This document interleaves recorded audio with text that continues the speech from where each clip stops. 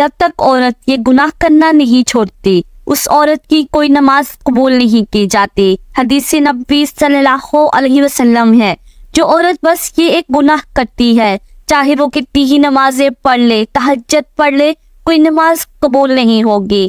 زندگی میں ایک بات ضرور سن لیں، بسم اللہ الرحمن الرحیم۔ قبولیت اعمال ایک راز ہے جو موت کے بعد ہی کھلے گا، اور اگر اعمال کے قبول اور عدم قبول کا معاملہ کرنا اتنا آسان ہوتا تو ریاکاروں اور بدعتیوں کی اتنی کثرت نہ ہوتی۔ ہاں البتہ شریعت نے قبولیت اعمال کا معیار اور کسوٹی بتا دی ہے۔ عمل عین سنت کے مطابق ہو اور خلوص پر مبنی ہو، اور اپنے نیک اعمال کو برباد کرنے والے گناہوں سے بچتا ہو تو اسے اللہ تعالیٰ سے قبولیت اور فضل کی امید رکھنی چاہیے۔ نیکیاں قبول یا مسترد ہونے کی علامات اور ہدایت کے عنوان پر ارشاد فرمایا، جس میں انہوں نے سعادت حج پانے والوں کو مد نظر رکھتے ہوئے کہا کہ کائنات کی تخلیق کا مقصد اللہ تعالیٰ کی عبادت اور عبادت کی قبولیت کے لیے جد و جہد ضروری ہے۔ چنانچہ عدم ایمان کا باعث کافر اور منافقوں کا کوئی بھی عمل آخرت میں فائدہ نہیں دے گا، البتہ انہیں دنیا میں پورا بدلہ دیا جائے گا۔ عمل کی قبولیت کے لیے اخلاص اور اتباع سنت لازمی امور ہے۔ اخلاص کا مطلب یہ ہے کہ نیکی کا مقصد اور مطلوب صرف رضا الہی ہو، جس کے لیے نیت بنیادی کردار کی حامل ہے، کیونکہ نیت کی وجہ سے چھوٹا عمل بھی بڑا بن جاتا ہے۔ انہوں نے یہ بھی کہا ہے کہ تقویٰ تسلسل کے ساتھ نیکیاں، نیکی کے لیے دلی رغبت، نیکی پر ثابت قدمی اور انسانی اعضاء کا صحیح سلامت رہنا نیکی قبول ہونے کی علامات میں سے ہیں۔ اگر انسان کو ابدیت کی حقیقی معرفت مل جائے تو اسے اپنی ساری زندگی کی عبادت بھی ہیچ نظر آئے۔ اسی لیے تو عظیم ترین عبادات کے بعد بھی استغفار سنت نبوی ہے، اور مومن کبھی بھی اپنی نیکی پر گمن نہیں کرتا بلکہ اللہ سے قبولیت کا امیدوار رہتا ہے۔ چنانچہ قبولیت کے لیے دعا اور شکر گزاری اپناتا ہے۔ شکر کرنے پر اللہ کی طرف سے قبولیت کا وعدہ ہے۔ دوسری جانب شرک، ریاکاری، نیکی کے عوض دنیاوی مفادات کا حصول، حالت ارتداد میں موت، دین سے نفرت، اللہ تعالیٰ کی آیات اور آخرت میں ملاقات کا انکار، غضب الہی کا موجب بننے والے اعمال کرنا، منافقت، حق درمی اور انات کی بنیاد پر سنت سے تصادم، اپنی بات کو نبی صلی اللہ علیہ وسلم کی بات پر فوقیت دینا، اپنی پاسائی پر گمنڈ، نجومی کے پاس جانا، عصر کی نماز ترک کرنا، حقوق العباد تلف کرنا، تنہائی میں گناہ کرنا، غیر شرعی مقصد کے لیے کتا پالنا اور شراب نوشی سے نیکیاں مٹ جاتی ہیں۔ لیکن کچھ ایسی عورتیں ہیں جن کی نماز ان کے منہ پر ماری جائے گی، کیونکہ وہ عورتیں نماز تو پڑھتی ہیں، اور جنت میں جانے کے لیے ان کے لیے صرف نماز پڑھنا کافی نہیں ہے کہ وہ جنت تک انہیں پہنچا دے، کیونکہ وہ ایسی عورتیں جو نماز خوب پالتی ہیں، خوب روزے رکھتی ہیں، ایک روزہ نہیں چھوٹتا، لیکن ان کی نماز کا کوئی فائدہ نہیں ہے۔ ان کی نماز ان کو جہنم کی آگ سے نہیں بچا سکتی، کیونکہ وہ ایسی نیکیوں کے ساتھ ایسے گناہ کرتی ہیں جو ان کے گناہ ان کو جہنم میں لے کر جائیں گے۔ کیونکہ آپ صلی اللہ علیہ وسلم نے فرمایا، یہ دو چیزیں اسلام نے ہمیں دی ہیں، پہلی حقوق اللہ، دوسرا حقوق العباد۔ پہلے اللہ کے حق، بعد میں بندے کے حقوق۔ اللہ کے حقوق میں نماز، روزہ اور زکوٰۃ اور حج ہیں کہ بندے کو چاہیے کہ یہ تمام حقوق پورے کرے۔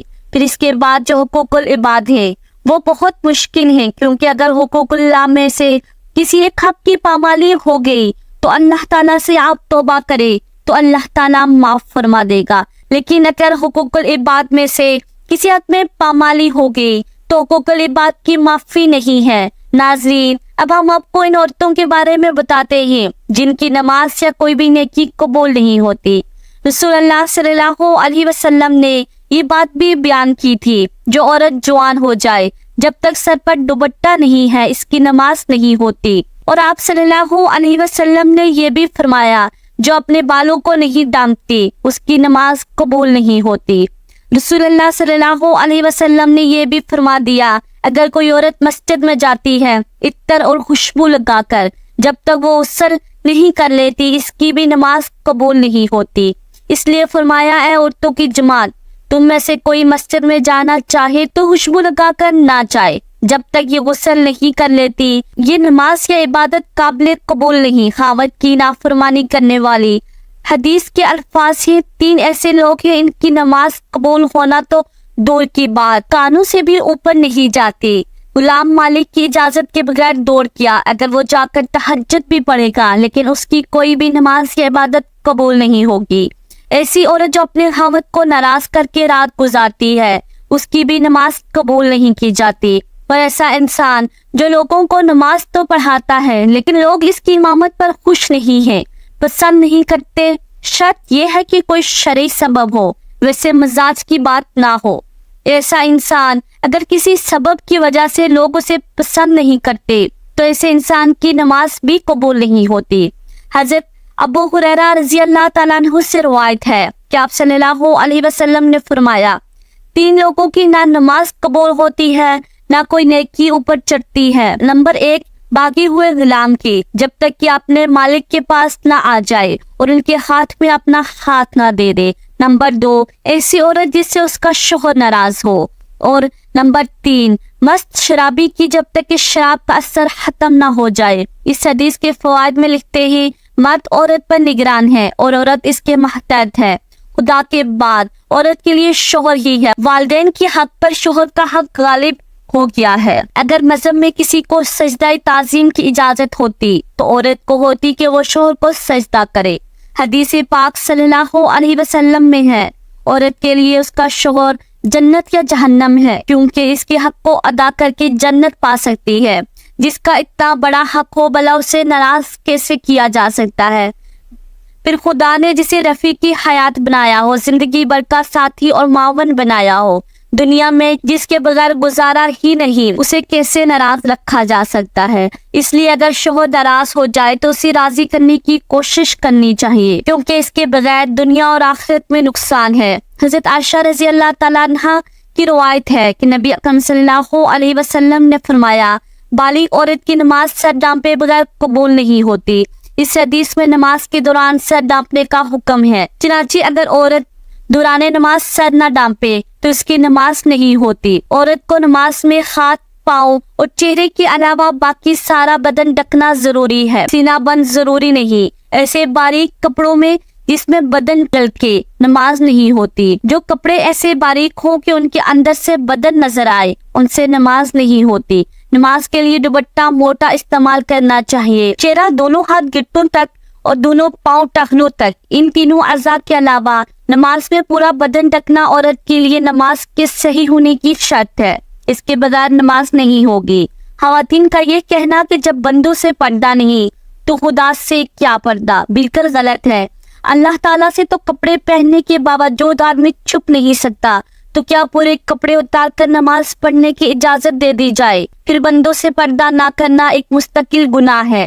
جو عورت اس گناہ میں مبتلا ہو اس کے لیے کیسے جائز ہوگا کہ وہ نماز میں بھی ستر نہ ڈانپے؟ عورتوں کا یہ شبہ شیطان نے ان کی نمازیں غارت کرنے کے لیے ایجاد کیا ہے. نماز کے دوران سر کھل جائے اور 3 بار سبحان اللہ کہنے کی مقدار تک کھلا رہے تو نماز ٹوٹ جائے گی, اور اگر سر کھلتے ہی فوراً ڈھک لیا تو نماز ہو گئی. نفل نماز تو بیٹھ کر پڑھنے کی اجازت ہے, وہ بیٹھ کر پڑھنے کا آدھا ثواب ملے گا, لیکن فرض نماز بیٹھ کر نہیں ہوتی کیونکہ قیام نماز کا رکن ہے, مردوں کے لیے بھی اور عورتوں کے لیے بھی. اور اصول یہ ہے کہ نماز کا رکن فوت ہو جائے تو نماز نہیں ہوتی. لہٰذا جو عورتیں فرض نماز بغیر معذوری کے بیٹھ کر پڑھتی ہیں ان کی نماز نہیں ہوتی. ہاں, جسم کا صحیح طریقے سے ڈھکنا ضروری شرط ہے. پونچوں تک ہاتھ کھلے ہوں تو مذائقہ نہیں. سینے پر اوڑھنی ہونی چاہیے. سجدے میں دوپٹہ نیچے آ جائے تو بھی نماز ہو جاتی ہے. عورتوں کا جمع ہو کر اس طرح نفل نماز جماعت کے ساتھ ادا کرنا بدترین بدعت ہے اور متعدد غلطیوں کا مجموعہ ہے جس کی وجہ سے وہ سخت گناہ گار ہے. نیل پالش اور آدھی آستین والی عورتوں کی تو انفرادی نماز بھی قبول نہیں ہوتی. فجر کی نماز تو عورتوں کو اول وقت میں پڑھنا افضل ہے اور دوسری نمازیں مسجد کی جماعت کے بعد پڑھنا افضل ہے. جماعت اور عیدین کی نماز عورتوں کے ذمہ نہیں ہے. حضرت صلی اللہ علیہ وسلم کا بابرکت زمانہ چونکہ شر و فساد سے خالی تھا۔ ادھر عورتوں کو حضرت صلی اللہ علیہ وسلم سے احکام سیکھنے کی ضرورت تھی، اس لیے عورتوں کو مساجد میں حاضری کی اجازت تھی، اور اس میں بھی یہ قیود تھی کہ باپردہ جائیں، میلی کچالی جائیں، زینت نہ لگائیں۔ اس کے باوجود عورتوں کو ترغیب دی جاتی تھی کہ وہ اپنے گھروں میں نماز پڑھیں۔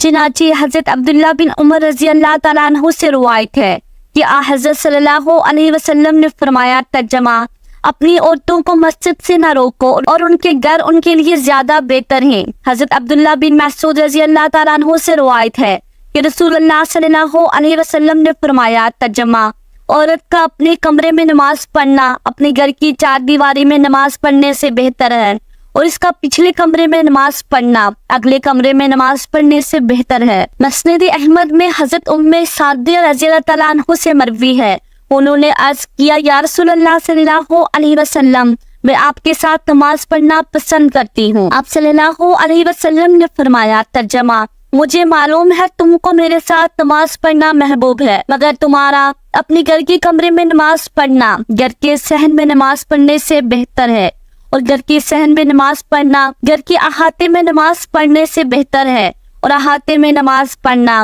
اپنے محلے کی مسجد میں نماز پڑھنے سے بہتر ہے، اور اپنے محلے کی مسجد میں نماز پڑھنا میری مسجد میں میرے ساتھ نماز پڑھنے سے بہتر ہے۔ راوی کہتے ہیں کہ حضرت ام حمیدہ رضی اللہ تعالیٰ عنہا نے یہ ارشاد سن کر اپنے گھر کے لوگوں کو حکم دیا کہ گھر کے سب سے دور ایک تاریخ ترین کونے میں ان کے لیے نماز کی جگہ بنا دی جائے۔ چنانچہ ان کی ہدایت کے مطابق جگہ بنا دی گئی، وہ اسی جگہ نماز پڑھا کرتی تھی، یہاں تک کہ اللہ تعالیٰ سے جا ملی۔ یہ تو حضرت صلی اللہ علیہ وسلم کے دور سعادت کی باتیں تھی، لیکن بعد میں جب عورتوں نے ان قیود میں کوتاہی شروع کر دی جن کے ساتھ ان کو مساجد میں جانے کی اجازت دی گئی تھی، تو فقہائے امت نے ان کے جانے کو مکروہ قرار دیا۔ ام المؤمنین حضرت عائشہ رضی اللہ تعالیٰ عنہا کا ارشاد ہے، ترجمہ: عورتوں نے جو نئی روش اختیار کر لی، اگر رسول اللہ صلی اللہ علیہ وسلم اس کو دیکھ لیتے تو عورتوں کو مسجد سے روک دیتے، جس طرح بنی اسرائیل کی عورتوں کو روک دیا گیا تھا۔ حضرت ام المؤمنین کا یہ ارشاد ان کے زمانے کی عورتوں کے بارے میں ہے۔ اسی سے اندازہ کیا جا سکتا ہے کہ ہمارے زمانے کی عورتوں کا کیا حال ہوگا۔ خلاصہ یہ ہے کہ شریعت نہیں بدلی، اور حضرت صلی اللہ علیہ وسلم کے بعد کسی کو شریعت کے بدلنے کا اختیار نہیں، لیکن جن قیود اور شرائط کو ملحوظ رکھتے ہوئے حضرت صلی اللہ علیہ وسلم نے عورتوں کو مساجد میں جانے کی اجازت دی، جب عورتوں نے ان قیود اور شرائط کو ملحوظ نہیں رکھا تو اجازت بھی باقی نہیں رہے گی۔ اس بنا پر فقہائے امت نے، جو در حقیقت حکمائے امت ہیں، عورتوں کی مساجد میں حاضری کو مکروہ قرار دیا۔ گویا یہ چیز اپنی اصل کی اعتبار سے جائز ہے، مگر کسی عارضے کی وجہ سے ممنوع ہو گئی ہے۔ اس کی مثال ایسی ہے کہ وبا کے زمانے میں کوئی طبیب امرود کھانے سے منع کر دے، اب اس کے یہ معنی نہیں ہے کہ اس نے شریعت کے حلال و حرام کو تبدیل کر دیا، بلکہ یہ مطلب ہے ایک چیز جو جائز و حلال ہے وہ ایک خاص موسم اور ماحول کے لحاظ سے مضر صید ہے، اس لیے اسے منع کیا جاتا ہے۔ اللہ پاک ہمیں دین کی سمجھ نصیب فرمائے اور ہمارا خاتمہ ایمان پر فرمائے۔ اللہ پاک ہمیں نیک عمل کرنے کی توفیق عطا فرمائے۔ اللہ پاک میری اور آپ کی بخشش فرمائے، آمین یا رب العالمین۔